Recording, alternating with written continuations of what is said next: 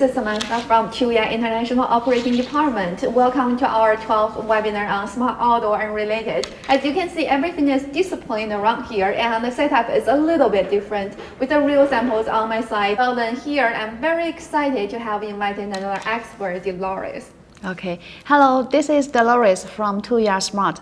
I am now in charge of the smart outdoor business development. It is very glad to be here to share the latest trends and introduce the interesting traveling product to you. Well, if you are interested in booking an online meeting with Dolores, you can click on the link our assistant sent in the group chat. So the agenda will be cut into 4 parts, and we've already finished the first introduction part. The second one is about smart outdoor and the product type market trend analysis. For sure, why do you want to pick this market? And hot picks and live illustrations. We're talking about the 4 samples here around us. Hardware, apps, and solution, and those are the very basic things that to start a business, the things you need, and brand demand advantage with CAGR. And the third, how CAGR empowers your IoT business. That's very important because you pick the stuff and you want to OEM your stuff, or you already have your hardware and want to improve some of the functions. All those things can be supported by CAGR. And the device activation, data tracking, that is very important for the brand's building because you want to know how in which region your customer purchase a lot of things and what are how often they use it and what are the things, the self-inspection as well. And the fourth one will be RFQ. So altogether we'll be focusing not only on this webinar, but the questions in the chat box will pay attention to that as well. And our assistant, please send the outdoor the URL in the link as well while watching our webinar. Well, without further ado, let's start today's section. Okay. First of all, the chart. So why do we want to start with the two-wheeler business? And how big is the market? What's the potential of getting a decent share? And what are the star products and the key functions? Plus, is there any regional difference? I would just ask those questions for the audience to our expert today. Okay, it's really a good question, Samantha. According to the global two-wheel motor market, it is expected to increase a lot, and the compound annual growth rate is forecasted to be 7.65% during the forecast period. And the global two-wheel motor market is expected to reach more than 15 billion by 2026. And the hub motor is an electrical motor integrated into the vehicle's wheel hub assembly. The motor uses the electrical energy stored in the battery and by converting it into rotary motion, thereby driving the vehicle's drivetrain. Well, I see. So the market is huge and with growing trend, right? Yeah, so you are talking about the vehicle type insights. So based on the vehicle type, the market is segmented into e-scooter, e-bike, and e-motorcycle and others, which include e-kick scooter and e-skateboards. The electrical bike segment dominated the market in 2019 and was valued at 4.6 billion. The two-wheel hub motors are prominently used in e-bike owing to the factors such as the increased speed, increased power, high torque, extended range per single charge. It offers vehicle handling to both existing and new vehicles due to its lightweight design. For instance, the growing support from regulatory bodies in Norway and France and the OEM's effort to expand the present electrical bike fleet are anticipated to drive the sales of e-bike from 2020 to 27. That's a lot of content. It's really good to know. As you mentioned, Norway and France, are those two the biggest market? And is there any difference for those two countries? Okay, so now you are talking about the regional insights. So in Asia Pacific, the market was valued at 4.7 billion in 2019. And the growth of the market in this region is also mainly driven by countries like China, Japan, India, and South Korea. Well, sure. I couldn't help paying attention to this e-motorcycle on the side. The lights is occasionally on.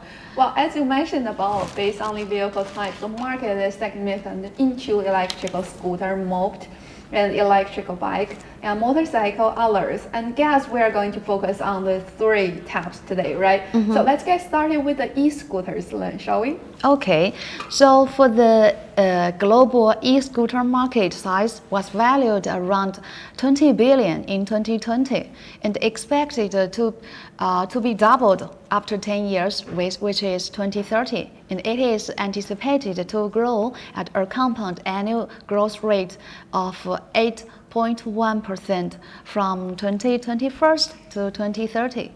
And the increase in demand for fuel-efficient vehicles, coupled with the growing concerns over the greenhouse gas and carbon emissions, is anticipated to drive the adoption of an e-scooter during the forecast period. Well, I get your logic. So the next one we are going to talk about regional difference, right? Okay, so the Asia Pacific still dominated the global e-scooter market and was valued around 15 billion last year. So, and the most e-scooter manufacturers are emerged from like China, Japan, and Taiwan, which acquiring the most of the global market share. Well, so we mentioned China, Japan, and Taiwan. So when I was doing the research online, I see a lot of report was about the U.S. part. I do believe that it's the scooter or e-bike, wherever. It's like a day-to-day essential, like I mentioned before. So it's not only the countries we're talking about. So think about it, Japan and Taiwan, and we also talk about Norway and France. France. Yeah. So we're going to mention a lot more countries in the following content. Well, I can tell from this chart that we are demonstrating the e-bike. The global e-bike market size was valued at 17.56 billion in 2021, which is last year, and they expected to reach over 41 billion by 2023, and pointing to grow at a compound annual growth rate of 9.6% from 2021 to 2030.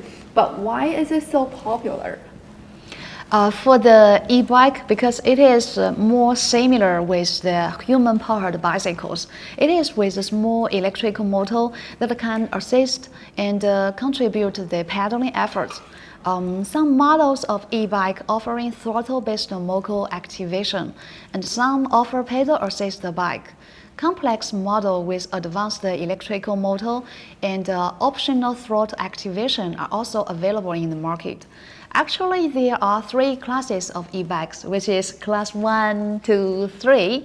So they are generally categorized under two speed range, which is the 25 kilometers per hour and 25 to 45 between them the kilometers per hour. So we're talking about two milestones. The first one is 25 kilometers per hour, and the next one is 45. Yeah. The class 1 falls here, and then in the middle range, it's a class 2. Yeah. And when you say there are three classes, I was kind of laughing when you say class 1, 2, 3. That's way too easy to categorize. Yeah. So, well, like I mentioned, this is a day-to-day thing that you want to ride your scooter and motorcycle all the time. And I believe a lot of brands are already making the e-bikes now, right? Yes.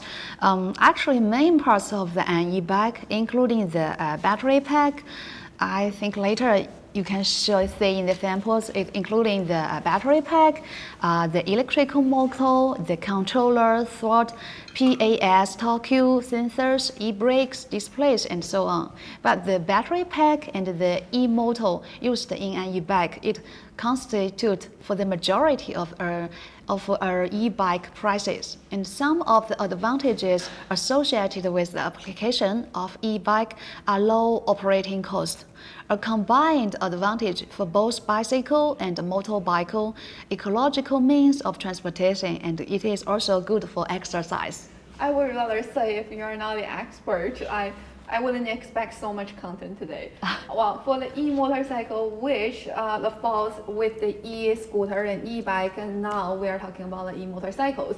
And it's quite important. Well, what I see in China mainland is a food delivery. So for the e-motorcycle segment, it is also expected a considerable compound average annual growth rate of 20. Actually, it is more than 30%, as I remember, from 2019 to 2025.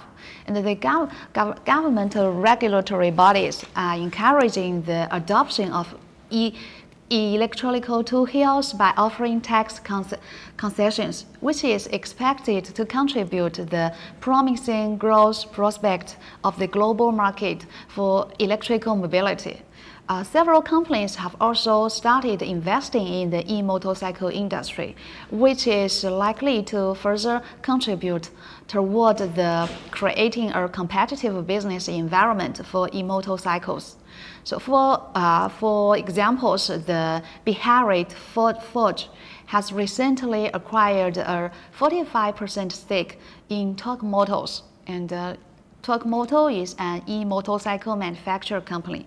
And similarly, TVS Motor Companies also acquired a 25% stake in an e-motorcycle manufacturer.